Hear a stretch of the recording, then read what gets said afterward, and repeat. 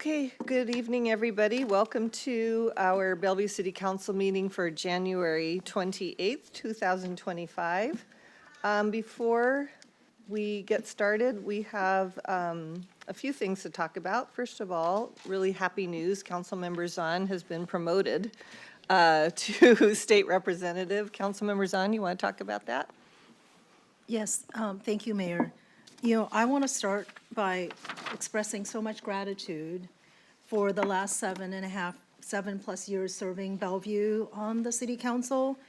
We are an amazing, well-run city that serves the community very, very well. And I've really appreciated all the collaboration over the years to make sure that we're getting the work done for our community and planning well and executing well. I'm also thankful for the Bellevue community and my colleagues in King County Council for the opportunity to represent you in Olympia. I feel like in those 7+ years, I know deeply some of the challenges and the joys of Bellevue, that my hope would be that I have that opportunity to bring the very policies that we have adopted here that other places should also be doing. And certainly, I will say that I've already heard in Olympia that our C1 with faith-owned properties and being able to partner on affordable housing is an interest in many other communities as well. So I'm proud of being able to lift that message in Olympia. As you know, the appointment process was Tuesday last week, and so I jumped in right away and have been in Olympia. I'm happy to report that my 3 committees are local government, housing, and capital budget. Great. So when I think about the very things that we want to make sure of taking care of local government and then working on more housing, as well as the capital budget asks that we have in Bellevue, as well as the broader 41st, I think those are really important committees to represent you in Olympia. For a little while, I'll be splitting my time between Olympia and here as I continue to engage with the community. Last weekend, we had Lunar New Year and India Day. We have more Lunar New Year celebrations this coming weekend. And really, I will remain committed to serving the community. There are a couple of Bellevue policies that I worked on and initiated during my time that it's really important to me that I'm part of kind of setting that next phase. So I will be continuing on the city council for a brief time. I'm trying to sort out with Diane the timing for that, but I thought it was important to let you know my thoughts. And I just continue to be really grateful to this council for the learning and collaboration over the years, and know that you have a friend in Olympia and continue to lift up the great work that we do and spreading that a lot more broadly in the rest of the state. So anyway, thank you for giving me that space. Yes. And then, unfortunately, we have some sad news. We lost a very important staff member last week, and we all knew and love this person, and I've never seen the city as collectively sad as we have been since this news. So I'm going to let Deputy Mayor speak to that. Yeah, thank you, Mayor. After the very great news of our own Councilmember Zahn appointment, I am here to share a very sad news. As Mayor mentioned, we lost one of our own city staff, Helena Steffens. She served as the city's equity and regional policy advisor in the city manager's office and was a former recreation program manager in parks and community services. She was instrumental in executing the council's vision and ensuring that we as the council members and city staff had access to the most accurate information for decision-making purposes. Firsthand, for the last year, I witnessed her expertise in the mental illness and drug dependency behavioral health steering committee and advisory committee. She constantly helped me and prepped me to represent Bellevue and what it is important for us. She was amazing with details. She was great in building and strengthening relationship and partnerships and advance our city's role and implement our community's vision. Since last week that she passed away, I personally received numerous tributes from stakeholders highlighting her remarkable contribution to our community. Her loss is deeply felt, and she will be greatly missed. Thank you, Mayor, for the. Well, thank you for speaking for all of us. It's a very tough time, and it's very eloquent. I appreciate it. Thank you. May I also say a few Sure, remarks? you betcha. Thank you. You know, I'm quite devastated by Helena's passing. I think our community lost just such an amazing person. And I wanted to speak because I actually knew her before I got on the council. She was part of the group that so cared about the community that I actually first met her as part of the work of the Nourishing Networks.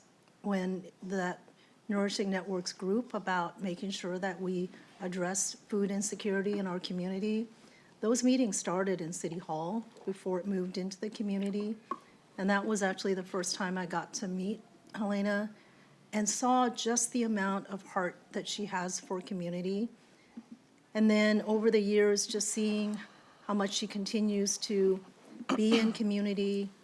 And then I will say that, you know, she cared so much about us, and I would say maybe didn't want us to worry, that even near the end, we did not know that she was that ill.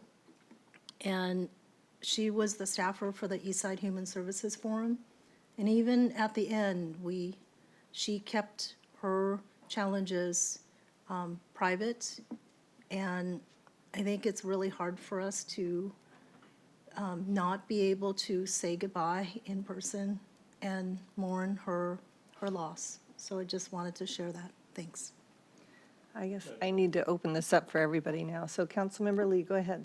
Thank you. Much has been said about Helena's dedication, especially to diversity. Way back before DEI is popular, she has been one of the few staff members and community members that has been advocating for the equality of diverse population in Bellevue, even though the diversity is, the population is still very small. But she especially worked with the young people. The Youth Link Youth Council is what she single-handedly nurtured, worked with. And so Youth Council, Youth Link has flourished over the last 20-some years. And have raised many, many young people and have come to what we are seeing today. And one of which I want to just mention, it's just a personal recollection. She is the one that every year we celebrate Gumbo Night, where all the young people, they participate, they cook, they prepare with a staff member, with the community, with adult, grown leadership and people who are involved, gathering together and share their experiences, share their wisdom, share their experiences. So I think this is something that we have always to remember, that we don't forget. That is the personal thing, it's the little thing, the thing that we appreciate, we enjoy, we don't forget. So we will miss her. Thank you. Councilmember Nieuwenhuis, did you want to say anything? Okay. How about you? Either of you? You don't have to. Go ahead. Yeah, she's one of the staff. When I first came on a long time ago, we enjoyed working together, and the two council members so far talked about what she's doing, how she gets involved and everything, and I witnessed that and worked with that as well. And one thing I really liked about her, she had a good sense of humor. She was really great to work with because you could talk and feel that you were definitely working together. And but boy, she would make sure that you were right on track. She was very, very good, and she was not only work with you and have feel good, make you feel like we're really doing things well and all, at the same time, work with us to say, we can do this better. She was just a delight, and I miss her a lot. It's, it's one of those things where the individuals can sometimes, you're just working with them on projects and everything. But just to have someone like her just talk to you or say hi and then talk about issues in a very good, solid way and really helped me focus on things or look at things a certain way. So as everyone is saying, is that she's just someone we will always miss, and she was so good, and I really, really will miss her myself. Thank you. And I'll just close by saying that I saw Patrick Foran over the weekend. He used to be our Parks Director, and he worked very closely with Helena. And he said that she really wanted to be in charge of community services at City of Bellevue and did not get that promotion. And she was so disappointed, but he didn't realize that we had much bigger plans for her. And she filled her role of equity and regional policy advisor and so many other roles that we've all mentioned here so well, and just made it look easy. But she was incredibly influential, and we have all been hearing from the people she has influenced in the community who care very deeply about Helena and her family. So Diane, I know that we'll have some kind of a memorial celebration of life for her, but we haven't figured that out yet. Thank you, Mayor. Yes, we are planning one, and we'll let you, all the council members, know when that's occurring. Thank you. Okay. Yes. Yes, of course. So I just wanted to, I didn't have a lot of interactions with Helena, but I did have one and just wanted to relate this story because it has really stuck with me. And even though she is not going to be around to remind me of this lesson that she taught me, it's something I will hold with her. And it was in a situation, it was in a meeting, it was before this meeting was about to occur, and had a particularly difficult community member that showed up. And so he and I are kind of going back and forth, and I'm getting kind of petty, he's getting kind of petty. We get to a point where I'm like, I don't know how this is going to work out, so I walk out of the room. This is before the meeting. Helena follows me out of the room, and I'm standing there, and she says, I just wonder if we could make a slight accommodation for this person. We can get through this, and we can move on to the work that we're really here about. And I said, yeah, I think we can, and I think we should, and I think I'm going to do better next time. And I just think that lesson is going to stick with me. And I think she's just kind of imparted some wisdom that I'll rely on in the future. So limited interactions, but extremely positive and impactful.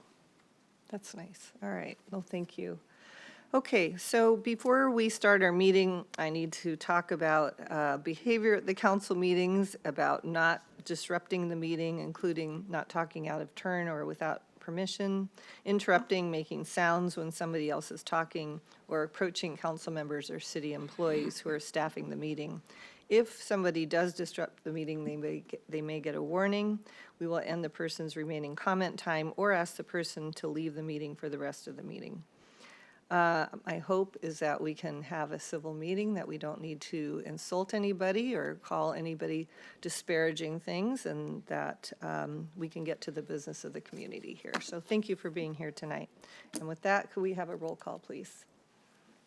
Thank you. Mayor Robinson? Here. Deputy Mayor Malakuti? Here.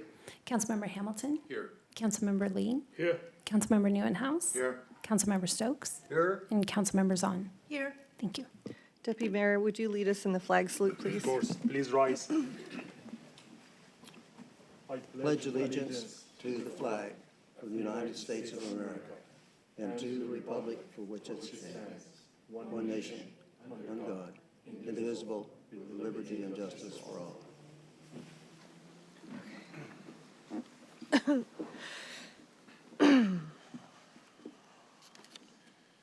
Okay.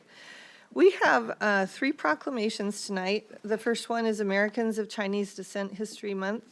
that will be presented by Councilmember Lee and accepted by Fei Chiayen on behalf of Kinnan Healthcare Center. So we'll have you sit here and listen to the proclamation, then we'll let you speak. And then we have 2 other proclamations, and we'll do a picture at the end of all 3. Go ahead, Councilmember Lee. Thank you, Madam Mayor. It's my pleasure to make this proclamation as a Chinese American myself. And also, I'm proud to say that in the audience, there's also the people who made this proclamation or this law happen in the state of Washington by Governor Inslee. So thank you to come here to participate. Whereas Bellevue is home to a vibrant and dynamic community where more than 19% of the population is of Chinese descent, the largest percentage of any community in Washington state, enriching the cultural fabric of our city. And whereas the Chinese community in the United States reflects a rich tapestry of diverse perspectives and experiences, each contributing to the preservation of identity as both Chinese Americans and Americans of Chinese descent.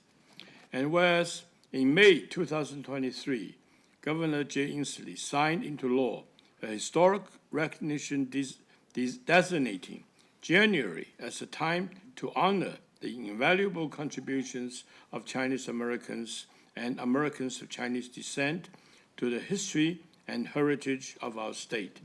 And whereas Washington stands as the only state to dedicate a month-long commemoration to its Chinese American community, a testament to the importance of inclusivity and recognition. And whereas in reflecting upon the experience of Chinese Americans, we must also acknowledge the struggle they have faced, including a history of mistreatment and exclusion, while celebrating their resilience, achievements, and unwavering contributions to society. And whereas Bellevue's strength lies in its diversity, and the city proudly embraces the rich cultural heritage and vital presence of Chinese Americans, whose legacy is woven into our community's past, present, and future. Now, therefore, I, Conrad Lee, on behalf of Lynn Robinson, Mayor of Bellevue, Washington, and on behalf of the City Council, do hereby proclaim January 2025 as Americans of Chinese Descent History Month in Bellevue, and encourage all residents to take this time to reflect upon and celebrate the profound impact, accomplishments, and cultural contributions of generations of Chinese Americans, including recent immigrants, as we honor their enduring influence in shaping our community. Signed, Lynn Robinson, Mayor, City of Bellevue. Thank you. Go ahead. Welcome. Thank you. Do you want to speak? Yeah, I am so glad to be able to migrate to America. And it's an honor to be able to live in Bellevue and work in Bellevue. This is a great city. Yeah, I really enjoy it. Thank you. Thank you so much. We're glad to have you here, and part of the community. Okay, so go ahead and sit down, then we'll call you up for a picture after the other 2. Next, we have the International Holocaust Remembrance Day proclamation that will be delivered by Councilmember Neuenhuis and accepted by Regina Friedland of the American Jewish Committee. So Regina, if you want to sit here, we can have you speak after the proclamation. Go ahead. Okay, proceed. Great. Thank you, Mayor. Yeah, my pleasure to read this proclamation this evening. Thank you so much for joining us for it.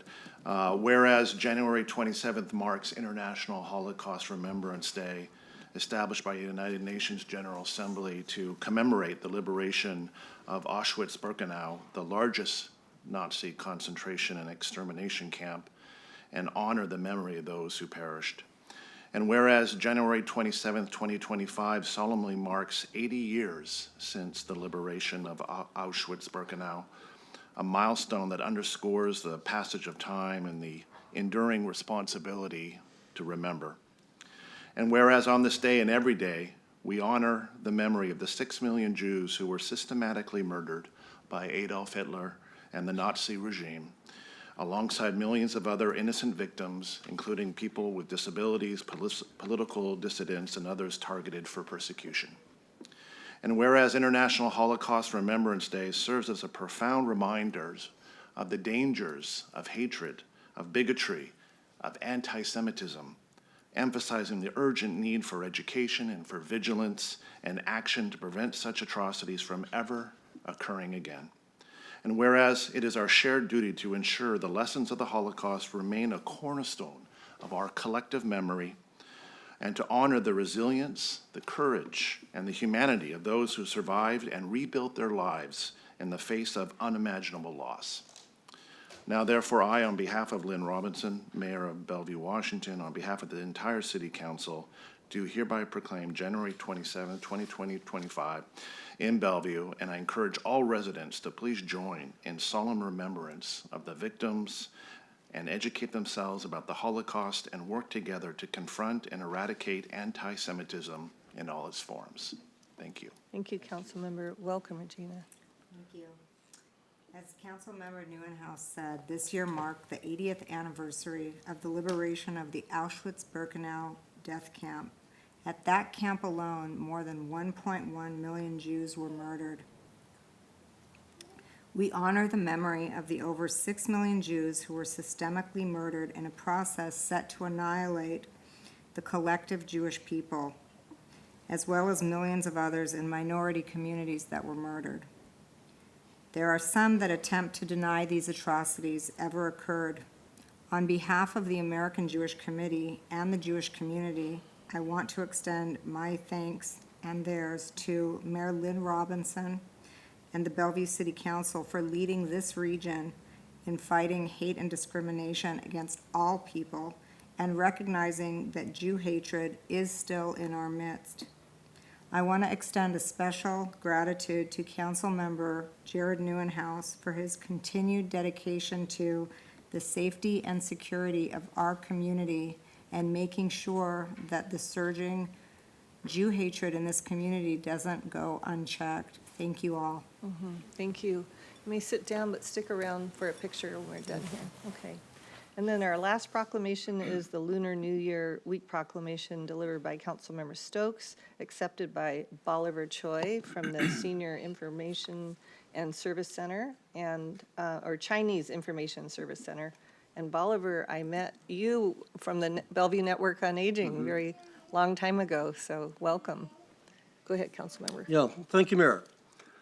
Across the globe, over 1 billion people in diverse cultures, including many in Bellevue, unite to honor and celebrate the Lunar New Year, a cherished tradition that transcends borders and generations. And beginning on January 29, 2025, the Lunar New Year marks a time of renewal, hope, and anticipation for the season of spring. It's right around the corner, they say. Families and friends gather to strengthen bonds, embrace cultural traditions, and participate in vibrant celebrations. And whereas 2025 proclaims the year of the snake, a symbol of wisdom, transformation, and resilience, inspiring us to approach the year with introspection, growth, and renewed purpose. And whereas our city is alive with the joy of the Lunar New Year, as Bellevue hosts a variety of events, from cultural performances to community gatherings alongside the creative efforts of local organizations enriching our shared experience. And whereas Bellevue takes pride in its diverse and dynamic community, recognizing the invaluable contributions of our Asian American residents and the cultural heritage they bring to our city. Now, therefore, I, on behalf of Lynn Robinson, Mayor of the City of Bellevue, Washington, on behalf of its city council, do hereby proclaim this Wednesday, January 29th, and the following week as Lunar New Year Week. Wonderful. Welcome. Thank you. I'd just like to express my thank you for the mayor and the council members for having this year's Lunar New Year proclamation, I think which holds a profound cultural importance. Also, it signifies a recognition and validation of our shared heritage, values, and traditions. This also symbolizes an acknowledgement of our community's contribution to a broad society and serve as a testament to our resilience and unity. Culturally, it reinforces our identity and fosters a sense of pride and belonging among members of the community. The proclamation serves as a powerful reminder of the importance of belonging within the realm of community space, place, and coalition. It encourages us to reflect on how we define and create inclusive environment that welcome diverse perspectives and backgrounds. We just have a Lunar New Year celebration last Wednesday at the North Bellevue Community Center with 144 participants. It's a very successful event, and the event was connected to the content of this proclamation that can help reinforce its themes and messages. The event not only provide opportunity for the celebration and engagement, but also serve as the tangible expression of the proclamation's intent, fostering a deeper sense of connection and belonging within the community. Once again, thank you for the support from the City Council. And today is the New Year Eve, and wishing you all a happy New Year. Thank you. Gong hei fat choi. Let's do a picture. Oliver. Okay, can we get a motion to approve the agenda? I move to approve the agenda. Second. All those in favor say aye. Aye. Any opposed? Okay, we have oral communications next. City Clerk, do we have anybody signed up? Yes, thank you, Mayor. There are 7 pre-registered speakers tonight on the list. So before I start calling speakers, I'll go over a few of the rules that the council has in place. So the total time of oral communications is for a period of not more than 30 minutes, and all topics must relate to City of Bellevue government. People speaking to items on tonight's agenda will be called first, and then if time remains, people speaking to items not on the agenda will be called. In both of those categories, the presiding officer is authorized to give preference to those who have not spoken to council within the last 60 days, or who will be speaking on items that will come in front of the council within the next 60 days. Each speaker is allowed to speak up to 3 minutes, and only 3 speakers are allowed to speak to any one side of a particular topic. And with that, I will call our first speaker, who is Francois Milignano, who I believe is joining us virtually. Do you think we can shut the doors? Michelle, do you think we can shut the door there? Thank you. Francois, can you hear me? Can hear you. Okay, thank you. Your time begins now. Okay, thank you. Good evening, council members. My name is Françoise Milingano, and I am the executive director of the Congolese Integration Network.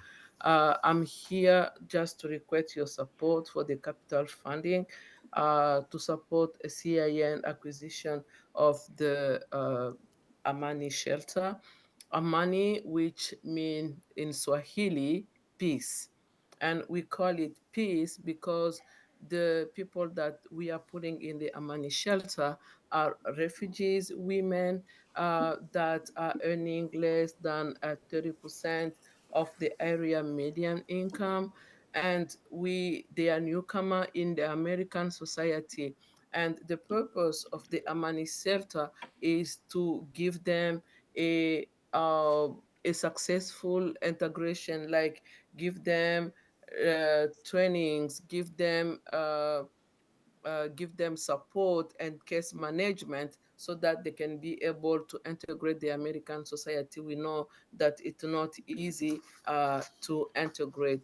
So we started this model since 2023 in April, and we were able to house around 15 people. And among those 15 people, 13 of them are in permanent housing, find jobs, they are working.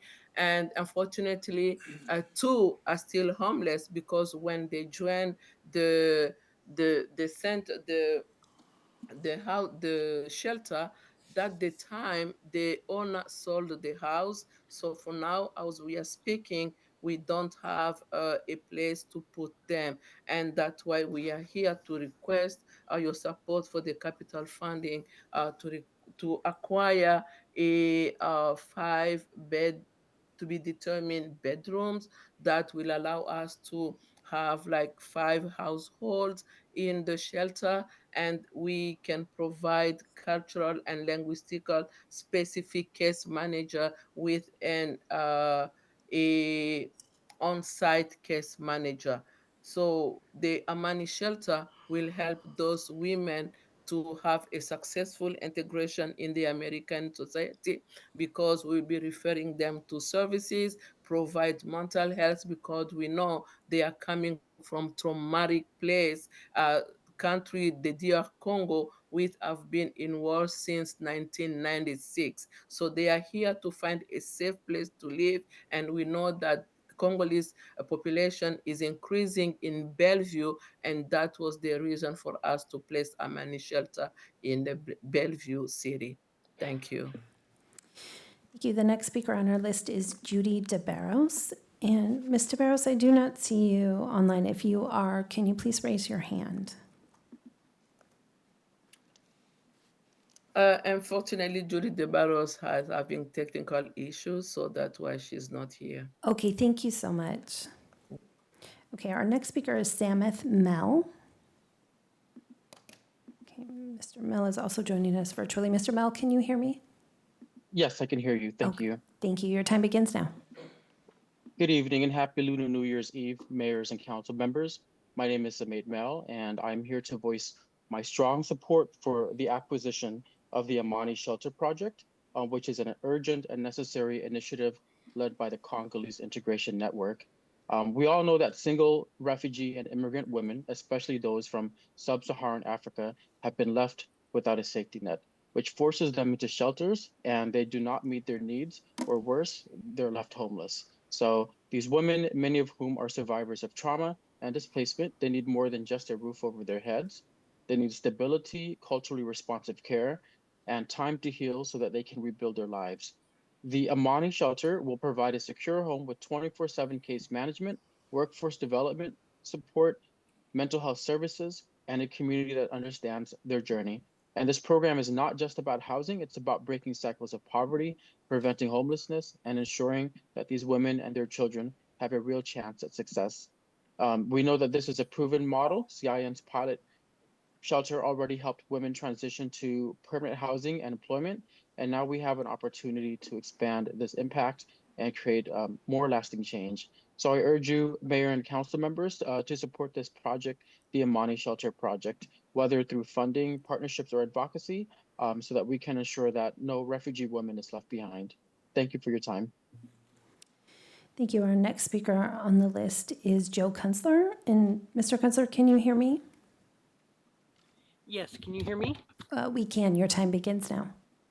Thank you for your time and for the Holocaust Memorial Day resolution. I think it's important that we take a stop and remember the importance of the Holocaust and what led up to it, and also the fact the Holocaust didn't affect just Jews, but also wrongfully killed by Alex Zimmerman's hero, Adolf Hitler, were people with disabilities, political dissidents, gypsies, homosexuals, and others.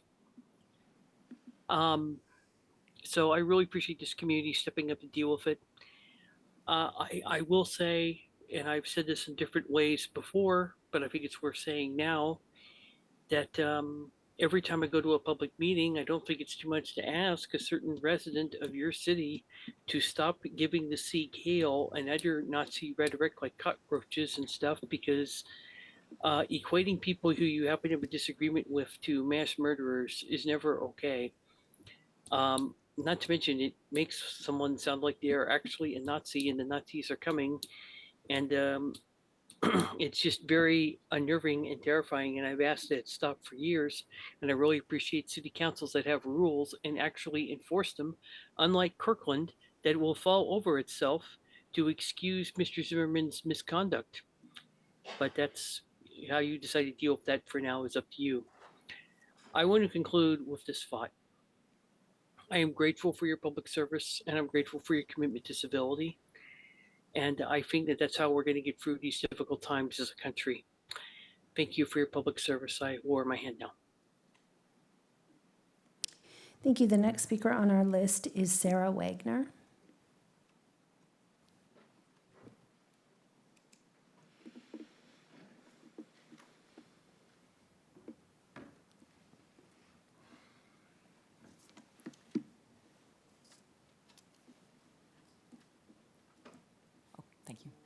Hi, my name is Dr. Sarah Wagner. I'm a physician who grew up in Bellevue. I now have a practice in Kirkland. My parents are still in Bellevue. But I'm here today as the executive director of Bellevue Symphony, and I'm basically here to help raise awareness for the symphony, let people in Bellevue know that there is a symphony. As everyone knows, Bellevue has been absolutely exploding for the last several years. I know it well, having lived here my whole life, and remembering the days when the Cheesecake Factory was the only downtown life that we had. So we've had a Bellevue Symphony since 2019. We now have also a Bellevue Opera. They've been around since 2022. Bellevue Symphony is really special. It's led by Maestro Brian Davenport. He comes to us with over 40 years of experience. He still memorizes all the symphonies and conducts them by heart. He knows every single piece by heart. It's absolutely phenomenal watching him work. One of the things that makes Bellevue Symphony so special is our commitment to youth. So we are partially funded by 6 youth competitions we have a year. These kids are unreal, and we offer a pipeline from their education to being professional musicians. So they compete. The winners have an opportunity to play with Bellevue Symphony, so with a full orchestra.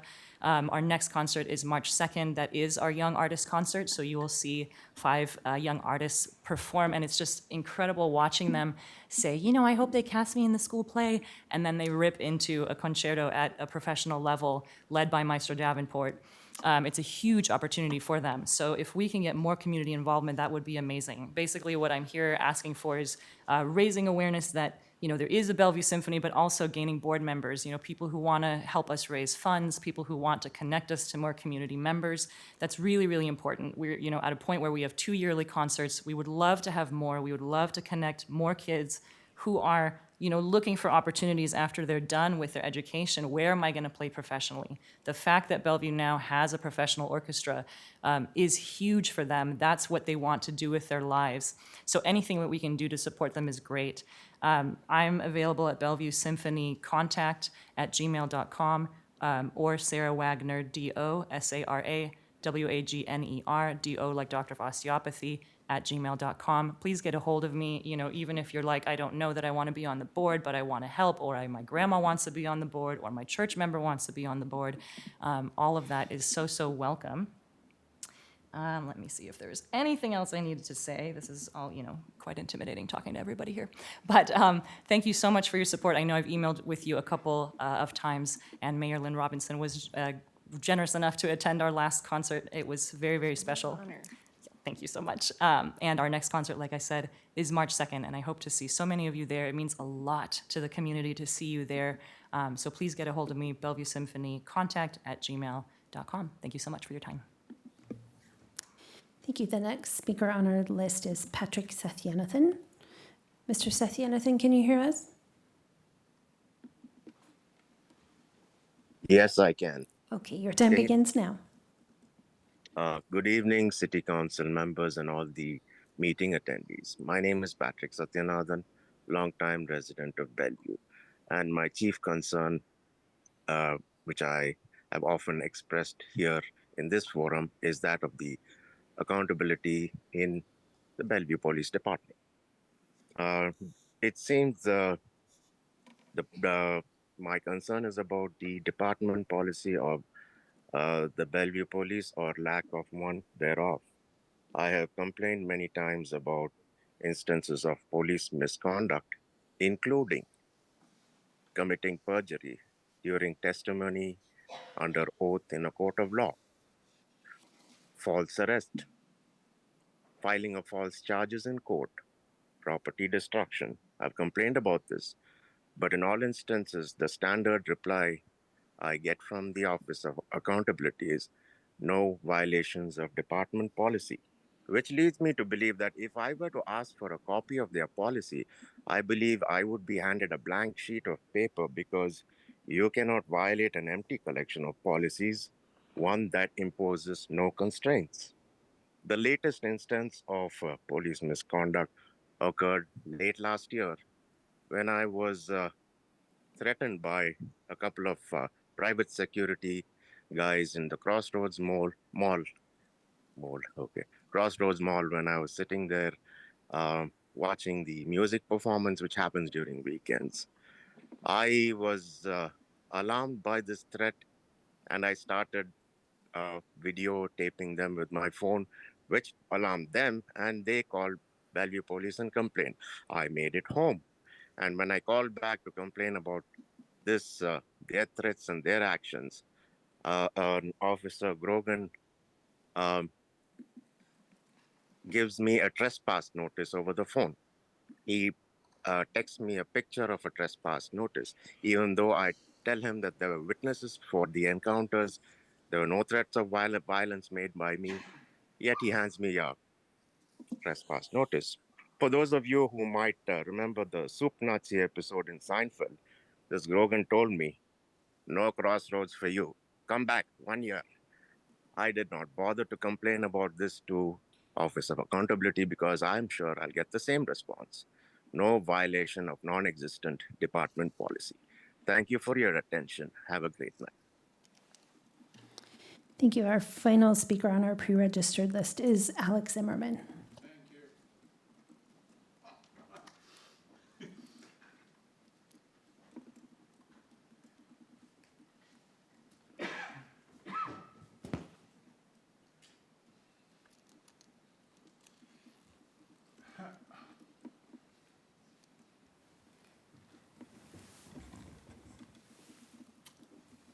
Sie Heil, my dirty damn Nazi Gestapo anti-Semite fascist, a map and bandita, include Mayor Robinson. My name Alex Zimmerman, I'm president of Stand Up America, Trump supporters for last 10 years from beginning, a candidate for Bellevue Council. Yeah, I want to speak right now about something what was absolutely critical. For last 10 years, I go to school meeting probably a dozen times. And a few years ago, I started go to Bellevue school meeting because I candidate for Bellevue Council. So I try to understand what is going on. Mr. Zimmerman, that is not city council business. That's school board business. So please just speak about city council business. Last time, school come here and report to you. I want reaction to this report. You don't give me chance same time speak about school. So today I will speak about something what is I'm know this like professional. So when they can come here and talk to you about $1 million and how they treat children, I have doing too. It's very simple. I'm so sorry, so you're so stupid. So, okay. So I come, speak 2 times, they give me trespass for 1 year. 1 year later, I come, speak another couple times, they give me another one. Okay, I'm going to stop you and ask you to direct your comments to business that the city council has a purview over, okay? That's not the school board. It's not the school. I don't understand. And you're why you not listen to- discussing anything that why was you discussed. listen to school report for almost 40 minutes? Why? You're And I cannot not- right now report to this? Can you And change you your member topic? of school, it's very stupid. Okay, I'm going to ask that you leave, Why okay? you leave? Why? You can come back next week, but I'm going to warn you that I want you to stop now because I've asked you to try to redirect you to a council business, and They you're not able talking to do about that. this for 40 minutes. So I'm going to ask you to this. leave. What's the city business? Okay. What are you talking about? You all Can we member of school escort board. Mr. No, Zimmerman this out? idiotic situation. You are real cretina. Okay, you're not following directions and you're disrupting the meeting. Just don't want what as I'm talking, I will come and talking again. You are real Nazi cretina. That is the end of our pre-registered list this evening, so I'd ask if there's anyone else joining us this evening who would like to make a comment to council, please raise your hand.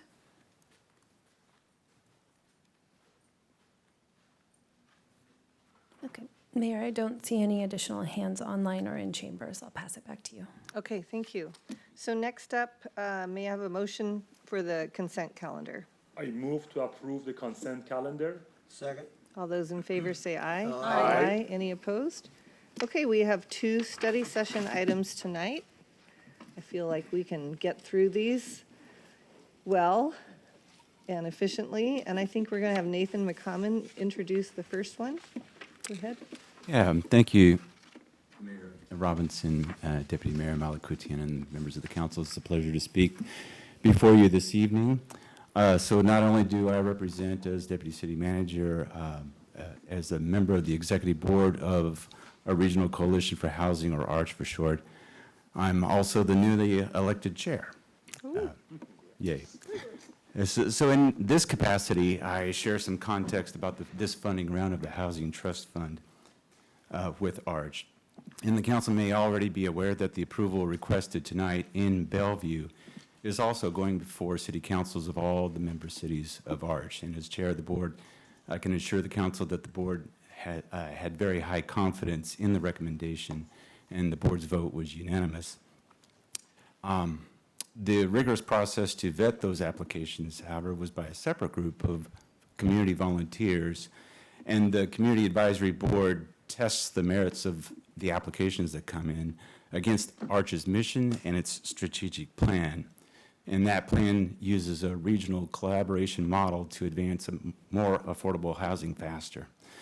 The Community Advisory Board recommended to the ARCH Executive Board funding applications that were three things: most aligned with the values of ARCH, had strong feasibility for success, and put the trust fund in a position to accomplish more in the near future.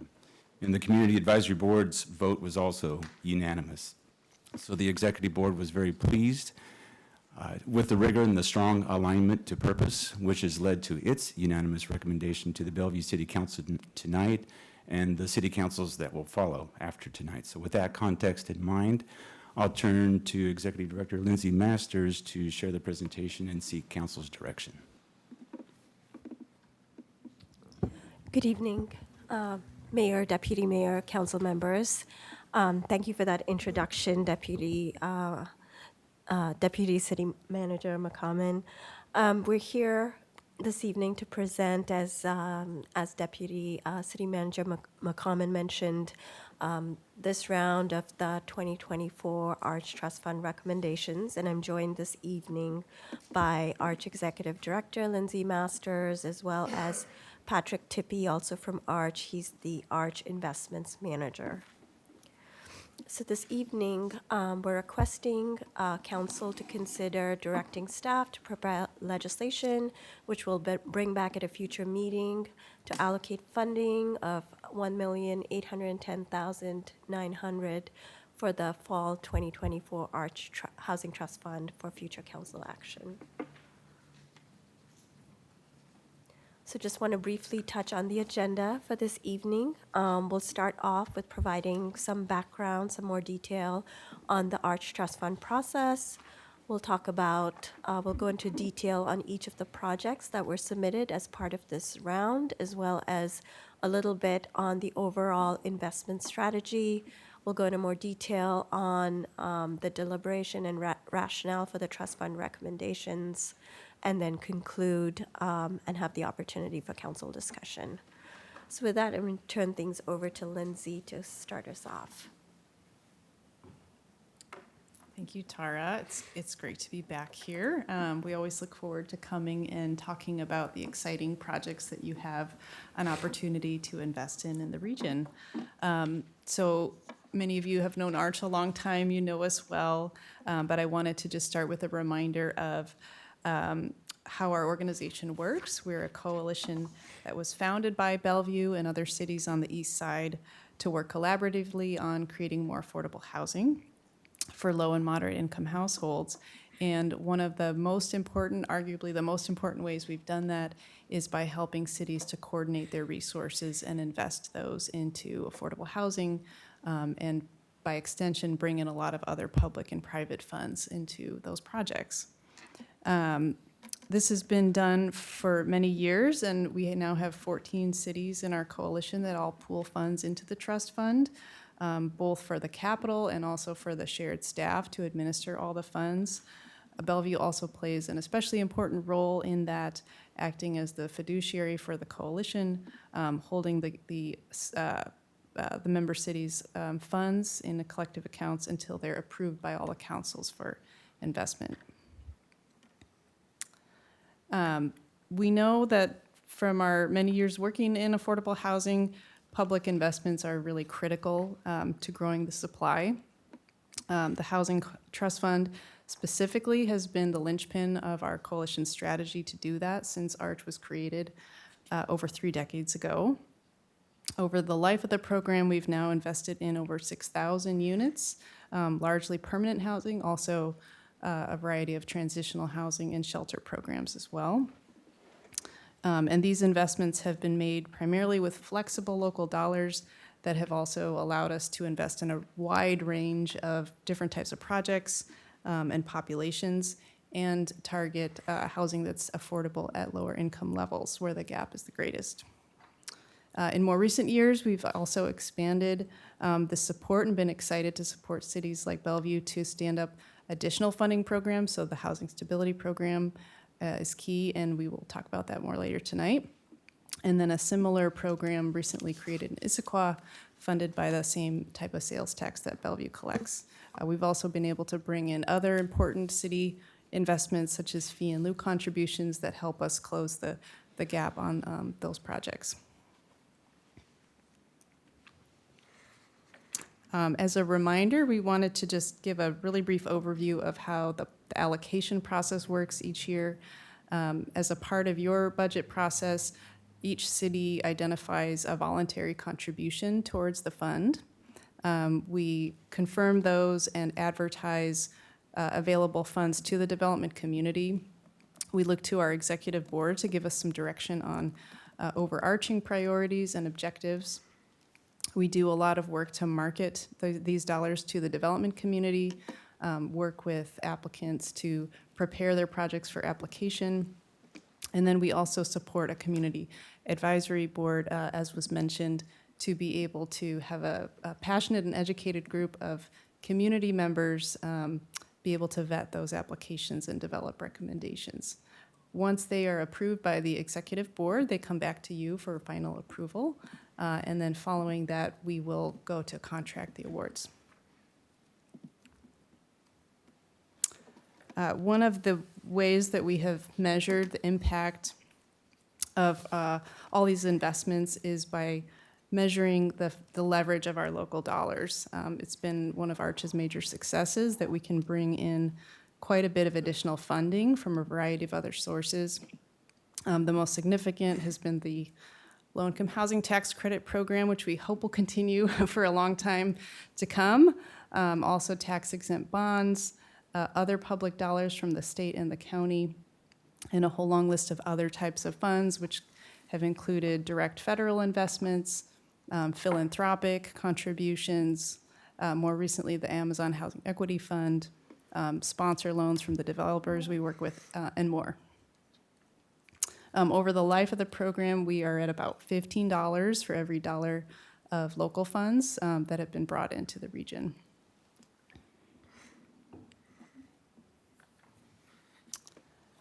In recent years, we also just wanted to highlight some of the work we've been doing to try and grow this pipeline. There's a lot of activity across the program with projects at various stages of development. This is a snapshot of activity from 2024. We had 2 projects that were completed and had new affordable housing units come online. We closed financing on 3 new projects, including 2 in Bellevue, and got another 332 units started construction, and had a cumulative 6 projects with 881 total units under construction by the end of the year. I was also very impressed how many pre-application meetings staff had to be able to encourage developers to keep working on those projects and putting them together so that you have a set of good proposals in front of you to consider. So with that, we want to bring it back to what's before you tonight, which is recommendations from the 2024 investment round. And we'll be bringing this in 2 presentations. The first is recommendations from the Arch Housing Trust Fund, which is the pooled funds of all of our member cities. And then second is complementary investments from the Bellevue Housing Stability Program. We administer these to really work in concert and enhance each other. We do this for a couple of reasons. One, to ensure a seamless process for developers and applicants so that it's easy to access these resources, and also to maximize the leverage that we can achieve by putting these funds together and making sure projects are fully funded. So we'll be bringing that second piece to you later, but I want to start by handing it over to Patrick Tippy, who's going to talk about the Arch Trust Fund process and recommendations. Thanks, Lindsay. Thanks, Mayor, Deputy Mayor, for having us here tonight, considering this recommendation. I wanted to share the priorities for this year's Housing Trust Fund. These were updated this year to reflect and better align with the 2024 Arch Strategic Plan. And the changes really emphasize the first two bullets here of the timely delivery of housing, as well as maximizing unit creation with the Arch investment, and especially making sure that these priorities are working to secure other sources of funding to complete the project's development. And the Community Advisory Board really took these priorities into consideration, and it was especially important to set this framework this year, given the record requests that we had for funds this year. We've been very successful in aligning funding coordination with other funders throughout the state. This slide wanted to emphasize a little bit of the state investments. The graphic on the left is the State Housing Trust Fund. There was about $20 million available for projects in King County this year. 25% of those funds were awarded to projects in East King County, so really strong alignment there with over $100 million in requests. Similarly, on the right side for the tax-exempt bond program, there was nearly $1 billion in requests for tax-exempt bonds with only $200 million available, and we believe that projects in East King County will receive 61% of those funds available for East King County. So we think we're getting a good amount of leverage for the investment through the trust fund here. And then at the county level, similarly, there were 4 applications in the county level for county funds. 3 of those 4 projects were awarded, totaling $6 million, supporting 423 units. So again, really doing a good job of aligning and helping to attract awards to developments in our communities. Overall, investments from the Arch Housing Trust Fund are leveraged 20-1 for the Arch investment dollars. And then when you combine that with the investments from the Bellevue's Housing Stability Program or the Issaquah's Inclusive Housing Investment Pool, we're leveraging $20 for every $3 of local investments.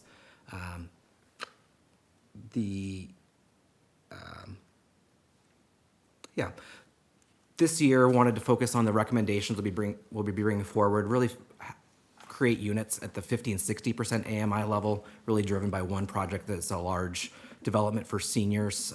And so also with it being a senior project, there's a large number of studio and 1-bedroom units that are proposed. Now I want to move forward to the round in total. We advertised $4.9 million available to award this year. We've received requests for nearly $12 million directly to Arch, with an additional $41 million to Arch member cities to supplement the award request from Arch.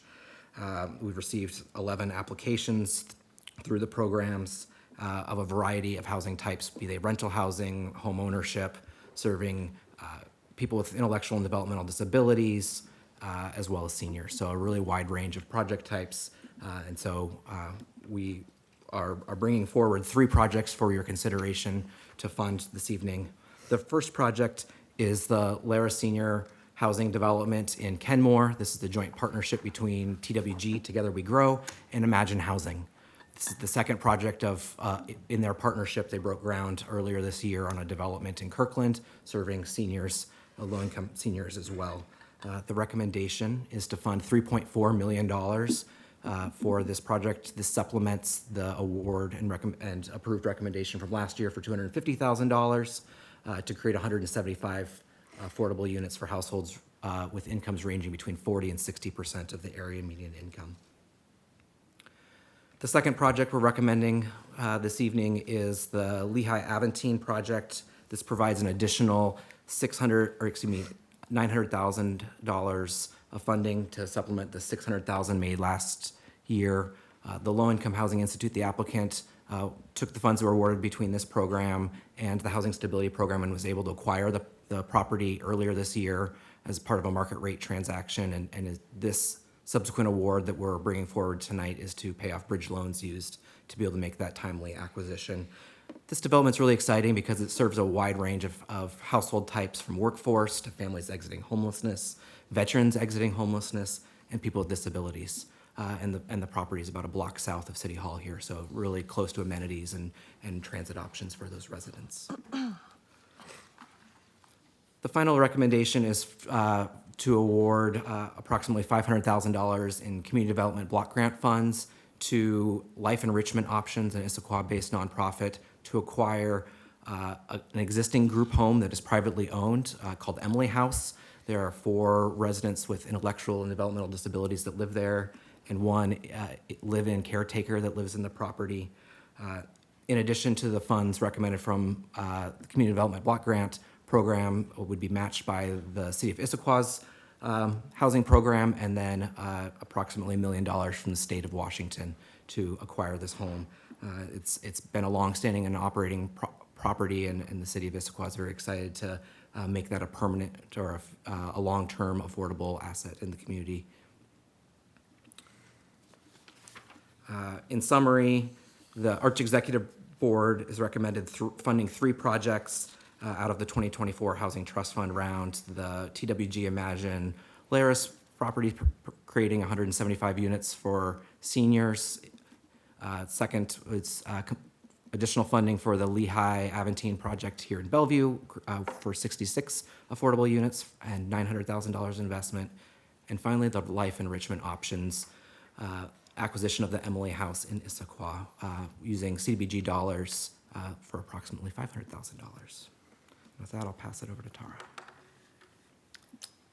And I just wanted to add one note that we didn't talk about all the projects that were not recommended, but we were excited to see many of them and expect them to reapply. We hope we'll be able to support those in the future. Okay. And that concludes our presentation for tonight. With that, we're requesting council to consider direction to prepare legislation, for staff to prepare legislation for the 2024 Arts Trust Fund recommendations. All right, thank you. Deputy Mayor, why don't we start with a motion? I move to direct staff to prepare legislation to consider approval of Bellevue funding of $1,810,900 for the fall 2024 Arch Housing Trust Fund as recommended by the Arch Executive Board for future council action. Second. Okay, and with that, I'll open it up for questions. Councilmember Hamilton, when do you want to start us off? Sure. Thank you, Mayor. Thank you, Lindsay, Tara, good to see you. Patrick, we don't get to see you as much, so it's nice to have you here tonight. Thank you for the presentation.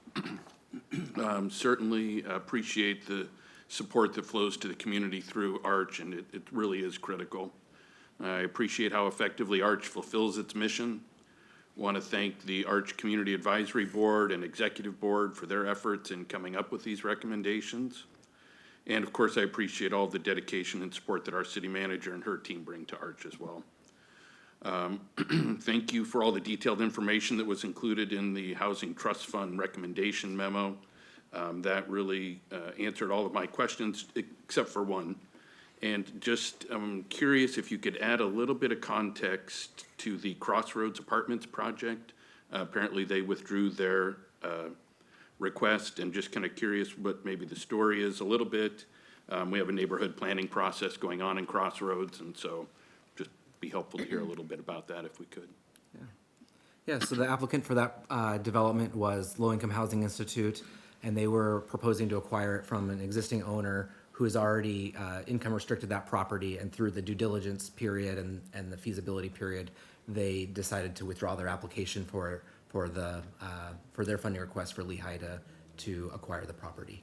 Do you want to touch on all the ones that did not get funding, and just briefly to say why? Can you do that?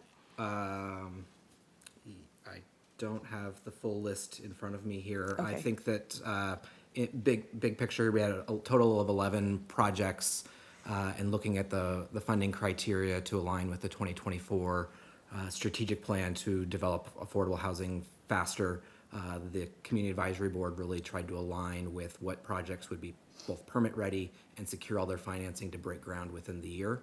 And so that's where they directed recommendations. There were many projects that are very worthy of development, and we're continuing to work with those developers. I know there's a number in Bellevue that were wonderful projects, but there was a few that weren't, that the Community Advisory Board didn't see as meeting those criteria, and so wanted to strategically award to the three recommendations here tonight, knowing that there'd be opportunity given the proposed schedule from those developers to continue to apply in future years and break ground on that timeline. Thank you. Do you think it's possible that this Crossroads apartment project would come back, or is this pretty much a dead deal? No, it's already happened with another developer. Oh, it has, okay. Yeah. Okay, well, great, thank you. Anyhow, thanks again, great impact that Arch makes and ready to move forward, so thank you. Councilmember Nieuwenhuis. Oh, thank you, Mayor. Yeah, ready to move forward with this as well. I want to thank Lindsay and staff and the executive board of Arch. Would love to know who's all on that executive board, actually. It would be great to get an update on that. I'd like to know who's all on there now, because this seems to, as any board does, change from time to time. Just a couple of quick questions for me. One, I noticed one of the data points, Bellevue contributed about 34%, correct? What's the breakdown for the other municipalities towards the fall funding here? We don't have a slide for it, but it is in the memo as an attachment. There's a chart with all of the specific allocations from each of the cities. Okay. I don't have them all memorized, but Hey, can I add something? I was doing the math. Yeah. It turns out that like the points communities are actually contributing more per capita than Bellevue. I was curious about that. You read my mind. Okay. Well, that's good to know. So thank you. That's a good breakdown. And it would be great future presentations if we can always see that. It just, I think it's good for the public to see that as well. On slide 14, 1%, if I got it right, 1% was 2-bedroom and 0% for 3-bedroom. Can you just give me just, I guess, a bit of an update in terms of what is the need? I thought there was a stronger need for families to have 2 and 3 bedrooms. Is that not a priority right now, or are there cost barriers to creating more, kind of multifamily housing there? But can you give me just kind of a snapshot of what's happening there? Yeah, I think this is really driven by sample size and, Yeah. and the priorities that were elevated this year with the strategic plan of the timeliness of delivery and maximizing unit creation quickly. Okay. So with there being 3 projects, one was 2 are acquisitions of existing properties. The Aventine is existing, and that has the two 2-bedroom units that are making up that very small sliver. The rest of that development is studio and 1-bedroom units. Okay. The Emily House, while only 4 affordable units, it's a existing single-family home, and so their actually bedrooms are the units. And then the 175 units of senior housing is primarily is all studio and 1-bedroom units. So with those other criteria, while family-sized units is an additional criteria that's prioritized, it's not the top criteria. And I think the next layer of projects did have a number of family-sized units in them. Okay, thank you. And last question, I think slide 17, regarding the 30% AMI, if you could flip to that. I was just curious, how many units is that at the 30% AMI in the Aventine? Yeah, I believe that is 18 of the 66 units is at 30% AMI. Okay, great, thank you so much. Deputy Mayor. Thank you, Mayor. Thank you, all of you guys, Tara, Lindsay, Patrick. Thank you, our new chair, Nathan, of the executive board. Great job, man. Congrats. I also wanted to echo Councilmember Hamilton and Nieuwenhuis on amazing work that you're doing. This is the critical effort that you are putting to addressing the growing need for affordable housing across our region. We are talking about vulnerable residents that, like seniors, that want to not hopefully experience homelessness. I liked 2 things from your presentation very much that I wanted to highlight, and I was concerned about something that the Councilmember Nieuwenhuis brought up. The financial leverage, I think you are doing a great job. This 15-to-1 return on investment ratio, I think is amazing. Great job. I love that you are emphasizing in lower income, 30%, 50% I saw in the chart. That is amazing to focus on those. The family focus in that chart that the Councilman Nguyen has brought up was a little bit low, 1%. We know how much our families are important in this community, and if we can increase that percentage that we can accommodate for families that they are experiencing and they are vulnerable, low income, that would be awesome. But overall, great job, and thank you so much. Thank you. Councilmember Stokes. Yeah, thank you very much. This is really exciting, and having worked on this a long time, it's just fantastic improvement in a sense, and the vision that you've had and working together with everybody. I think we're working with all our cylinders much more. You just learn from that, but we're at a time period where it really is going great, and I appreciate the comments so far. I do know that, we look at this on, from a balance and strong action, and we're talking about a year time period or so. So those vary from time to time. The chart's going to be here and there, depending.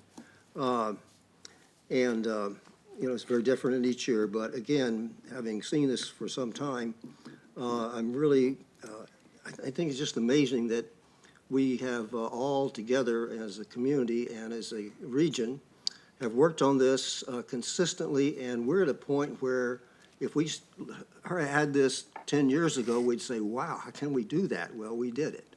I mean, it's just amazing, and you've done, Lindsay, is a tremendous amount of leadership, and we're very pleased, and we're going to have a person from our staff and the city working on this, and I think you're going to enjoy that. And I would say, I think Bellevue does, and I'm putting this in this context of just this year, but Bellevue does a lot in this, and I think maybe we could say, based on this, as some has been pointed out, maybe we can consider a little higher level and look at that, but there's always challenges and things, and one of the things that's good is having these other cities working together, and so it's a balance, and people look at it and how does it go this year and that year. But it also means that there is, I'm not saying competition, but people working together in a positive way to do more of what we need. And I can't imagine us trying to do this ourselves, or Kirkland, Redmond, the others doing it.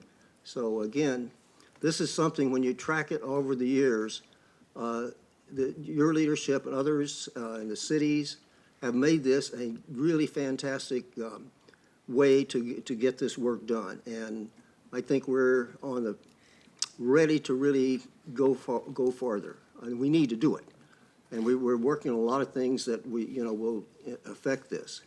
But the other thing is, I think people in the community should understand that this is not just the cities getting together and working. This is cities and the community and other organizations. So it's a really amazing way to get this done, and we've done a fantastic job, and as always, we always strive to do better. So I think we're in a good state for that, and good leadership. So thank you very, very much. Okay, Councilmember Lee. Well, Arch is the pioneer in providing affordable housing and the model for regional collaboration. And we've always been doing a great job. And now we have more cities, that participate with us, because now the housing is all, the challenge that we all face. So that makes it a little bit more complicated. So I want to be sure that we still maintain the original model of collaboration, that we have fair sharing of our resources, making sure that the needs are met, are fairly, proportionally among all cities. And I don't know how you do all that, but I hope that this essence is maintained, that when you allocate money for projects, that's going to be in consideration of fairness, equity, and the needs of each jurisdiction, because that's the only way you can maintain regional collaboration. So I very much appreciate and respect, the thing that you do, you bring it to the table, especially when you mention how much money we spend $3.5 million. We provide 250 units, which is a lot more than $4 million can purchase. So I think that's the leverage that we are looking at. So I just have some questions, because we are so much more complex. Are we maintaining the same kind of ability to be leveraging, utilizing resources well compared to the old days? You mentioned, how many units we buy with $4.4 million, how many you buy with $600,000, $900,000. This is all good, and we all look pretty good. So I just want to know, is there a historical trend that you have established to show in terms of using those as indexes? As to, are we keeping up, or are we slipping? And if we are, what can we do to gain back the leverage? Maybe there's some way we can do it, because I think we need to make sure that our dollars, our amount of money goes as far as we can without slipping behind. So that's one question. Maybe you can answer that first, and then I have a couple of other minor questions. It's a really important question, and one we talk about each year. We do have a collective goal for the trust fund that there's a formula to allocate that between cities as voluntary goal, and we've adjusted it over time with inflation to try to keep pace. And what we found is the cost of real estate development has risen much faster than inflation. And so it has become more and more challenging to achieve the same production with the resources, even though they have grown. We also, I think, have done a really good job despite that challenge, continuing to leverage the dollars. I think we've gotten better and better at figuring out how to ensure projects are going to be competitive for those other resources. But it's a dynamic landscape that changes every year. We never know what's going to happen with policy for federal low-income housing tax credits, what's going to happen with interest rates that support the bond program and make those, how far those resources can go. So things change every year. It's not getting easier, but I think we're getting smarter and smarter about how to leverage those dollars. Yeah, I think it really points at the fact that how far our money goes, right? So we may have to be more creative, more resourceful to stretch out dollars, as far as we can. So I would really like to put that in perspective so that we don't slip too much or we don't slip at all. That'd be great. Two other questions. We have other jurisdictions involved. You mentioned Canmore. Are they a big player? Is this something that may have impact on how well we leverage our dollars? Are there any consideration of similarity, of working together, or are they causing some concerns for us? Well, I think we did have a project that we did support there that we had to reclaim the dollars and reallocate them. That was really unfortunate. But we've since vetted this different project, which is before you tonight. That's a completely different project that's on property owned by the developer. We've been working closely with the city staff to make sure that the permit timeframes make sense and the city staff are confident that they can achieve those. So we feel like we've got the support of the city for the project. They're excited about it. And we don't see the same kind of barriers for that project. Okay, last question. Lehigh, the new project you're talking about, is it close to where they are now? They have a project. Is it close by? They have one 116th?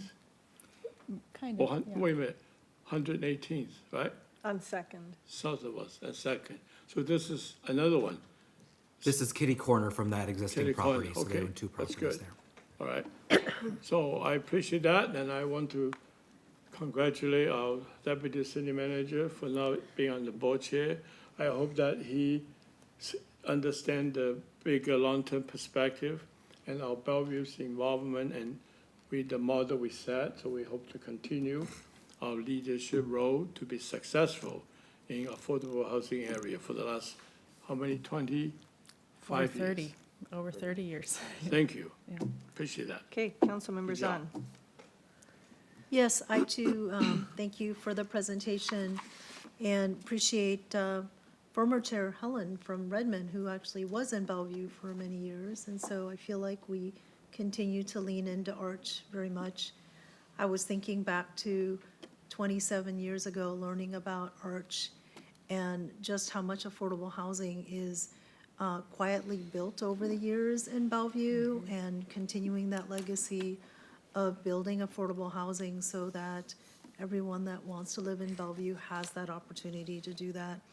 And I really appreciate that as we look at the different projects, it is both new housing as well as preservation of naturally occurring affordable housing, as well as seeing some home ownership units in here as well.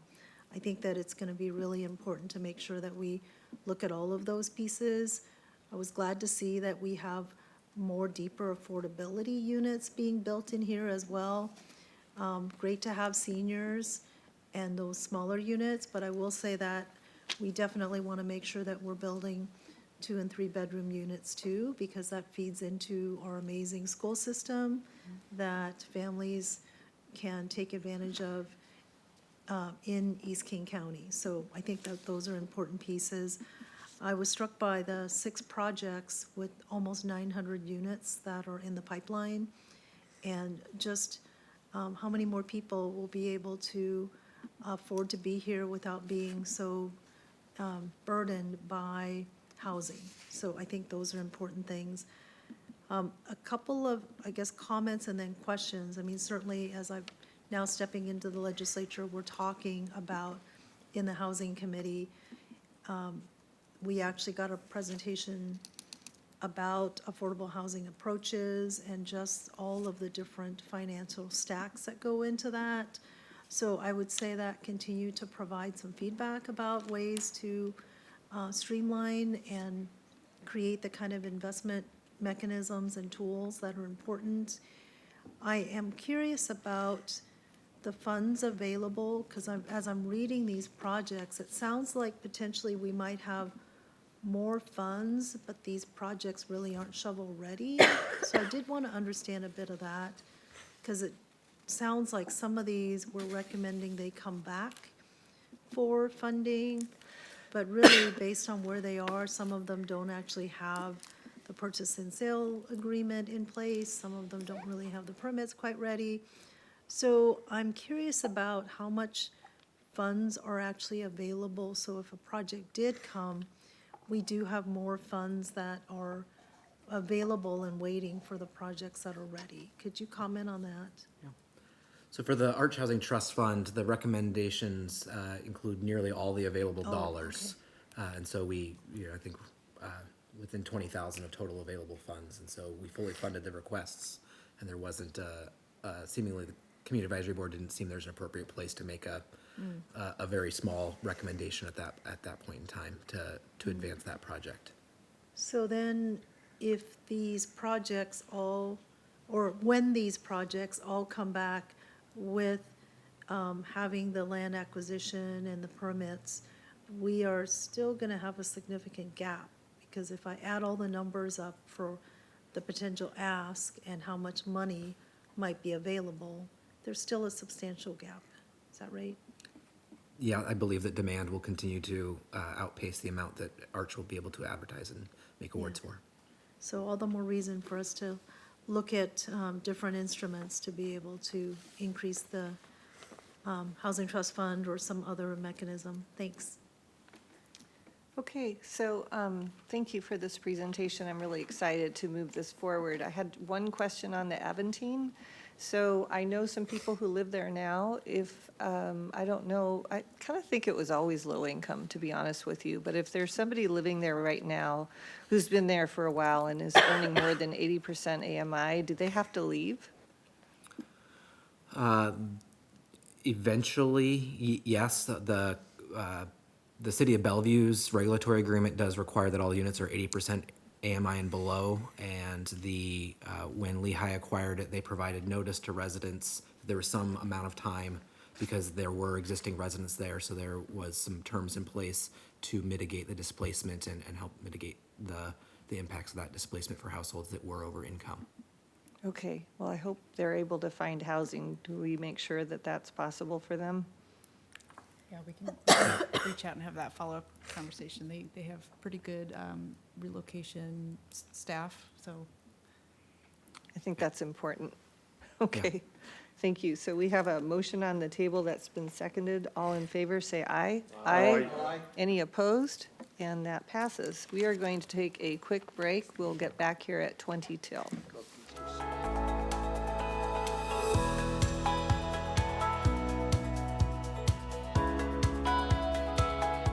Okay, we are back in session, and we're on to our second and last study session item. City Manager, would you like to introduce this for us? Mayor, Deputy Mayor, and council members. This presentation is the Housing Stability Program. And as you heard in the previous presentation, this does work in tandem and has worked in tandem with the Arch Housing Trust Fund program.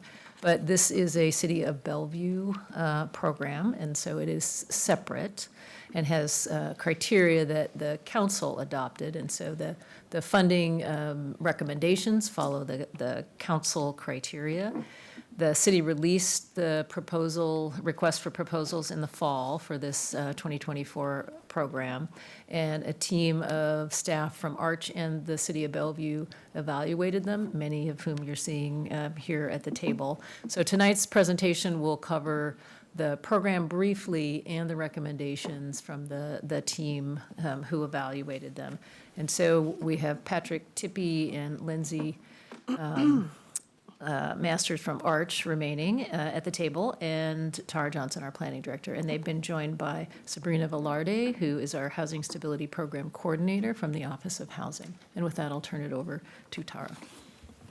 Thank you for that introduction, City Manager Carlson.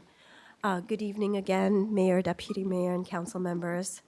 So as City Manager Carlson mentioned, we're here to provide an overview of the Housing Stability Program recommendations as we presented and included in our last presentation on the Arch Trust Fund recommendations. This is an important piece of the overall funding strategy. So tonight, again, we're asking council to consider providing direction for staff to return with legislation at a future meeting to approve funding allocations for the fall 2024 Housing Stability Program, capital and operating, as well as maintenance services funding recommendations. So tonight, we'll start off, we'll provide an overview of the Housing Stability Program, provide some background there, which has been in place for a few years now. We'll provide an overview of the framework, the purpose of the capital and operation and maintenance services allocations and what that includes and what that covers. We'll also talk about this specific award cycle, as well as go back a little bit in history and talk about some of the requests and awards that have been made to date since this program's inception. And then we'll also talk about the evaluation criteria that the funding recommendations are based on. And then we'll conclude with the recommendations for this round. So with that, I'm going to turn things over to Sabrina Velarde to talk about the framework. Thank you and good evening. Thank you so much for having us today. So I'm going to be kicking us off by walking through the HSP background, some process, and what our evaluation criteria looks like. So in July 2022, Council approved a program framework for the deployment of HB 1590 funds. Starting with staffing at the bottom, Council identified or separated our funds into 4 categories. So at 5% of the overall revenue to cover staff support, 5% is generally below the average for programs like this and what it takes to run it. So our goal here is, of course, to continue ensuring that the expenditure of funds is effective and efficient for the city. Our next tranche here is 15%, and so this 15% is specifically administered by the Human Services team in the Parks and Community Services Department via a biannual award cycle. Funds are specifically, again, for behavioral health and housing-related services, and this award cycle is separate from the capital and operations, maintenance, and services, or OMS, which will, I know that we don't love acronyms, but you'll hear OMS a little bit more frequently today because it's a mouthful. And so the final two categories that we'll cover, I'll start at the top with the purple. 40% was set aside to explore bonding and unique partnerships, and those would typically require a different type of investment. So while an opportunity has not yet arisen, we continue to be open to those investments and continue to explore those partnerships and engage potential opportunities and partners. Tonight, we're going to be focusing on the green category. So we'll be focusing on the 40% set aside for capital and operations and maintenance, or OMS, which can include on-site services for new affordable units. So much of how this program is run is driven by the enabling legislation at the state level. That state legislation details what these funds can be used for. So, for example, they can be used for acquisition and new construction of affordable units, in addition to operations, maintenance, and on-site service support for new units, so not existing units serving eligible populations.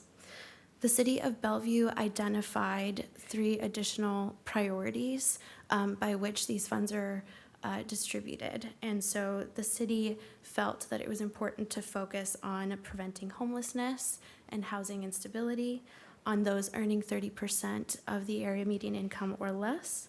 And then there's a prescribed set of populations that are eligible to benefit from these funds in certain developments. Capital and OMS, as I mentioned earlier, runs on an annual award cycle, and it is generally advertised along with other funds in partnership with Arch. So now I'm going to walk us through what our award cycle typically looks like. So I'll walk us through what the 2024 award cycle looks like, and then we'll jump into what some of our funding has looked like in the past, and I'll finish out with some of our criteria. But as a result of last year's funding round, Council approved $15 million in both capital and OMS for 3 recommended projects, 2 of which were for new construction, 1 for acquisition, and one you heard about a little bit earlier, the Aventine project. Arch subsequently released intents to apply, and so the purpose of intents to apply is to gauge interest. And we did get a number of responses to the intent to apply that was released last year in Arch. And while some responses may not have been ready to move forward quite yet, we got a lot of interest from organizations that are exploring projects, folks that maybe have never developed before but are interested in getting into it. So we're excited to see projects coming forward in this year's round and upcoming rounds as well. All proposals this year were received by the September deadline, so we're very proud of folks by getting things in by the deadline.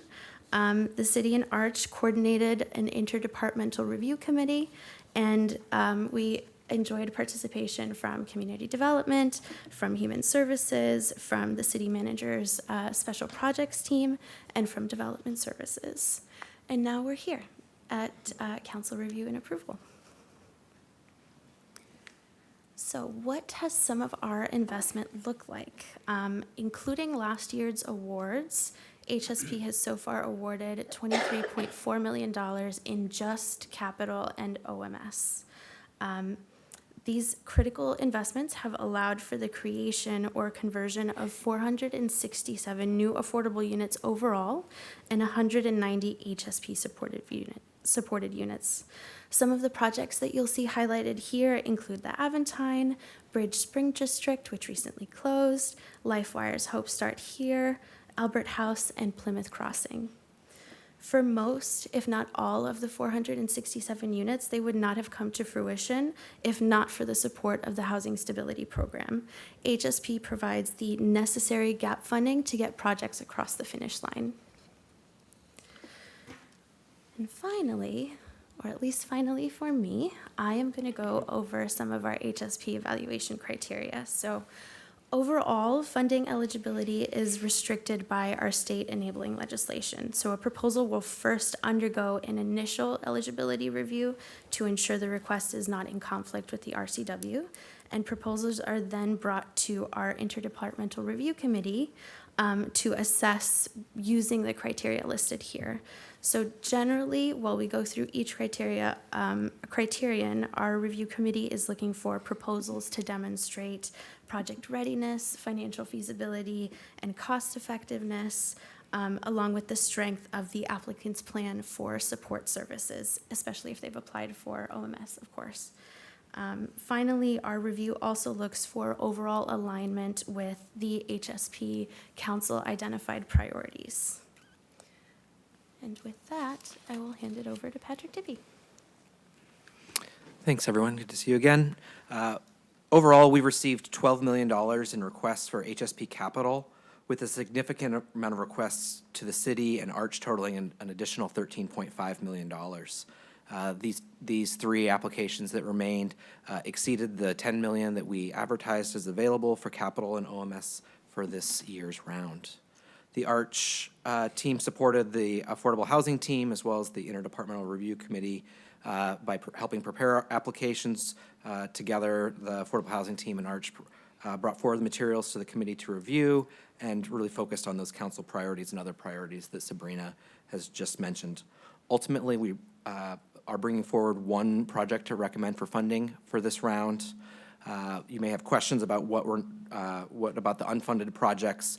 We're continuing to support these developers to meet the selection criteria set forth by council and as previously discussed, to help them improve their applications and support their project plans to help them be more successful in the future. And we've had those conversations since staff made recommendations to them. So I've been continuing to talk to the developers that weren't successful in getting a recommendation to this point. Any unawarded funds that will be made available through future RFPs for both Housing Stability Program and city-owned sites. The project we're recommending is the Amani Homes project, sponsored by the Congolese Integration Network. I believe there's a few members that spoke earlier about this proposed acquisition and to support the project. We're recommending a capital award of $1.3 million and an OMS award of approximately $68,000 per year to support the acquisition of a single-family home to be operated as transitional housing. This would be up to 2 years for folks to live there. The property will serve refugees and households exiting homelessness in individual rooms with on-site case management to support that household achieve their housing goals. CIN has successfully operated a similar program earlier in a time-limited site elsewhere in Bellevue and was quite successful with that with the support of the City of Bellevue's Human Services funding. CIN has built relationships with Bellevue College to enroll the residents of the program into college programs there to further help them achieve their housing goals. As transitional housing, this is likely to serve a greater number of households than the 5 units that are listed here, given their time limited nature and ability to help families move into their next stage of housing needs. In summary, to bring us back here tonight, we're bringing forward recommendation for $1.3 million in capital and $68,000 in operating maintenance and services dollars for the Congolese Integration Network's Amani Homes development. This complements the awards that you adopted earlier this evening, bringing the total investment amongst East King County communities this year to $6.5 million. And with that, I'll pass it back to Tara. So, Mayor, that concludes our presentation. Again, we're asking council to consider providing direction for staff to return with legislation at a future meeting. with recommendations for the funding allocation for the fall 2024 Housing Stability Program recommendation. Okay, great, thank you. Well, let's go ahead and start with a motion. I move to direct staff to return with legislation to consider approval of up to a total of $1,643,748, including $105,798 in capital and $67,590 in annual OMS funds for 5-year contract for the CIN in support of Amani Home. Second. Okay, I'm going to start us off here. Just really quickly, I very much support the recommendation for Amani Homes. I have a question about it, and then I have a question about the funding. So the first question is, I'm curious how client referrals will be managed. Yeah, the referrals for this property are directed by the owner themselves, Congolese Integration Network. So they'll be accepting applications through their process. There is no governmental, our funds don't regulate who refers the programs, and the other complementary funds that are proposed also do not have any specific referral mechanism. Okay. And when I look at the potential for bonding, the $1,590, and I think about in our human service applications, how much we cut back on rental assistance once the federal funding disappeared for that. Can we bond the $1,590 for rental assistance in our community? We can get back to you with a 100% answer, but I believe that the bonding was reserved for capital uses in the statute, but we'll double check and get you an answer with more confidence. Okay, I'd appreciate it, because I know it's for housing stability, and I just, anyway. Okay, Deputy Mayor, how about you? Thank you so much. I also completely align with the recommendation. Thank you, all of you, for all of your effort. I just want to have a general question and see if there is, in general, do we also, I know there is a very nice criteria, I don't know, slide 7, 8, that you have for selecting, but is there any metric of success after? Like, are we, like, I know the main metric is creating affordable housing, providing that, but do we also track how many of these families are going back to the housing and they are economic wise, they are self-sufficient, or those kind of metric after we award them with this grant? So I can start us off. We've had this program in place for about, 3 to 4 years now. So far, we have not been tracking that. No, Patrick or Sabrina, if you have anything else to add on to that. I think in addition to the capital funding that I think being able to track how many people have been housed through the program, the Human Services team does do annual compliance, and Sabrina and I were able to join on a few of those monitoring visits this year to track the service dollars and service delivery and the outcomes that are achieved through that additional support from the city.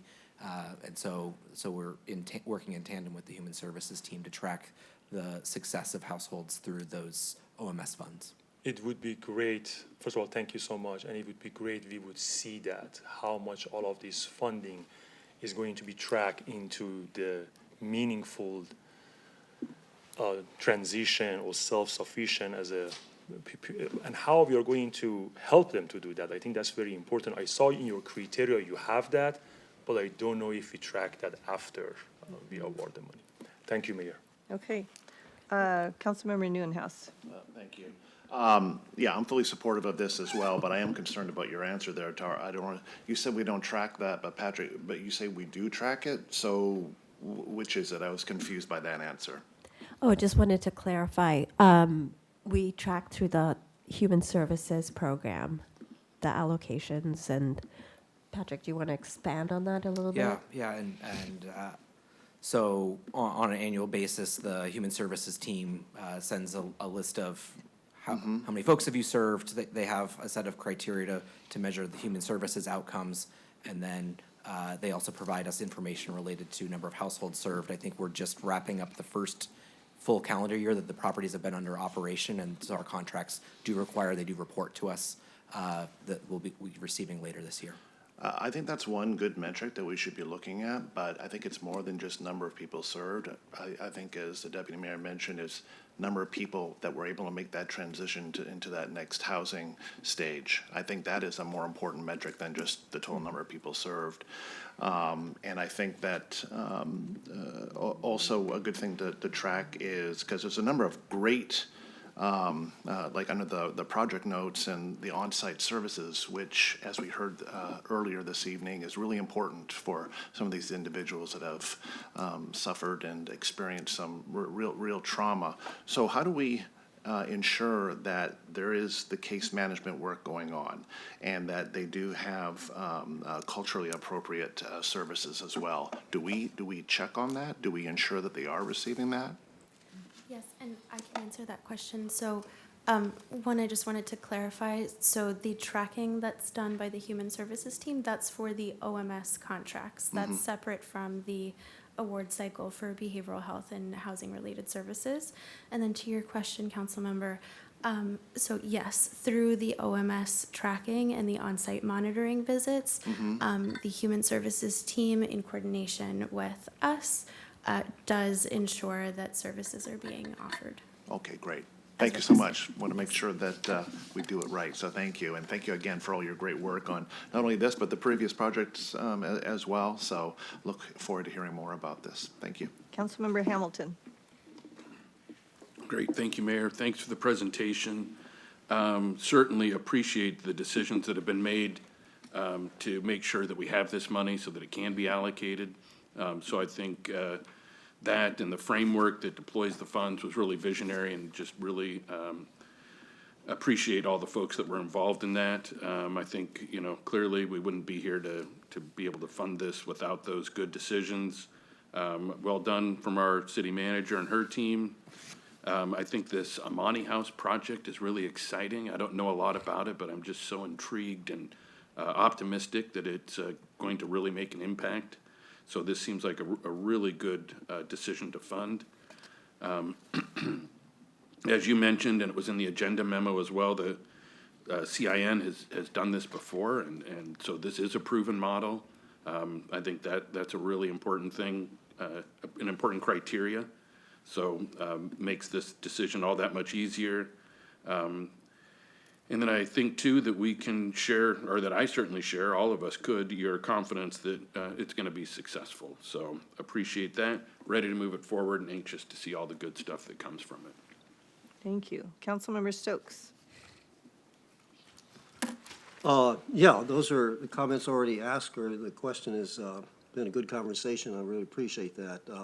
Again, it's really exciting to see the collaboration between Arch and the cities within Arch and Bellevue and all that. And this is another really exciting example of doing something that's a little different than the other thing we've been talking about, because people have different needs and things are different, a little, sometimes something like this is a little bit different from the standard thing, kind of falls to the side. So we're not letting that happen. So that's very, very good. I think it's great. And I'm looking forward to, more activity in this way. I think it's really sounds very good. You're doing, sounds like a lot of keeping track of this and learning from it. Again, I just can't say more than the collaboration between Arch and the cities, Bellevue, and the other cities working with each other. So, again, and to know that not only are you doing this, but you are tracking it, you're looking at it, you're using it and progressing. I think it's just I think anybody in the country should use this as an example, because this is really, really good. And it's something that sometimes these things get rolling, and 5-10 years something goes wrong or goes a different direction. One of the things that makes this really important and that actually gets work done is because we started this, it was started a long time ago, and like a lot of these projects going forward, it kind of fades at some point. Not only is it not fading, it's getting better every time, excuse me, every time you come back, it's something both with Arch and the staff. We're doing this, and we're actually learning and doing something even better. So I'm really excited about this and appreciate it, and just keep it going. We'll be behind you. Thank you. Councilmember Lee. Okay. Well, I believe that the population, community, the Congolese refugees, and especially women, definitely are the population that need to have attention, that deserve help. That is, a population that we need to make sure we pay attention to. So I fully support supporting this community. The one thing, though, however, supporting it is important, but it's one thing. But how do we actually do it? Do we actually do it well? Do it effectively?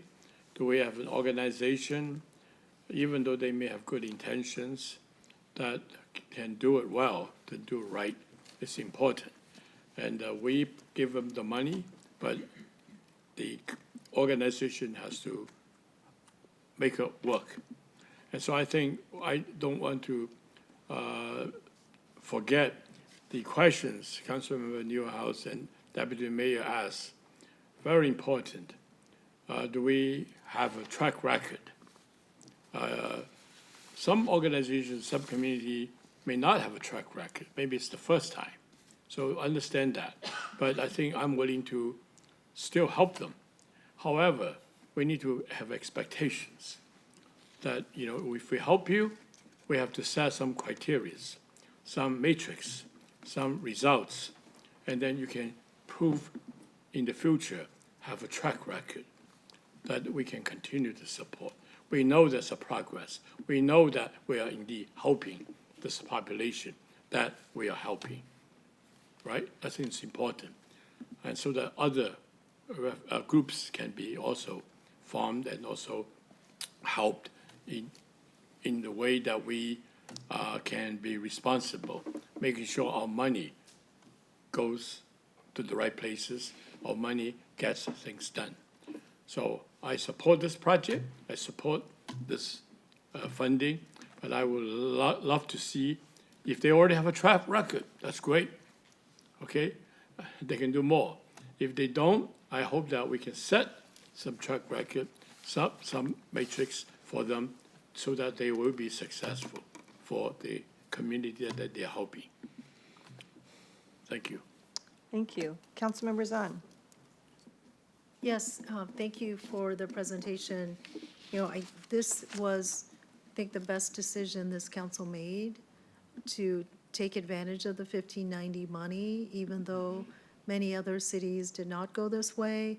And I think in the 3 to 4 years, we've been able to collect a significant amount of funds. I believe it was 12 million a year to be able to really allocate. And I appreciate the fact that we were really thoughtful in the allocation where it's not just the capital, but it's also the on-site services that are going to be essential. Because in my mind, the key word in this program is stability, right? Housing stability program. So the idea that is not just you get a bed and then magically you're in a stable housing situation from a sustainability standpoint. So I am really glad to see that we have this program and we'll be able to keep this going. And I guess some of my comments would be that as we move forward, maybe there are opportunities if there isn't as much of a capital investment possibilities, maybe we could, still within the 40% that is the max, lean into a bit more of the on-site services so that at any time we're maximizing the use of those funds. And then I agree with the mayor about bonding against future revenues and making sure that we are being thoughtful, that as we have the needs. With that said, I absolutely support the Amani project with the Congolese Integration Network. I think that we know today just how challenging it is for our refugees and asylum seekers. There's a lot of things going on right now in our community, so the more that we help stabilize will be important. With that said, though, I do think about, we were only granting the 1.3 million and then the OMS. So it seems like there's excess capacity that's available.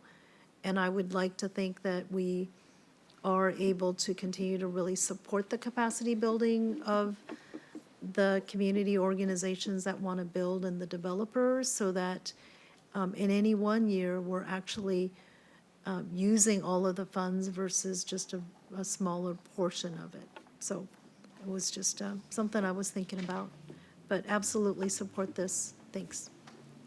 Okay, so I think we've heard from everybody, and we have a seconded motion on the table. So all those in favor, say aye. Aye. Any opposed? Terrific. Thank you so much. Great presentation. We're at the end of the meeting, and we will be back on February 4th.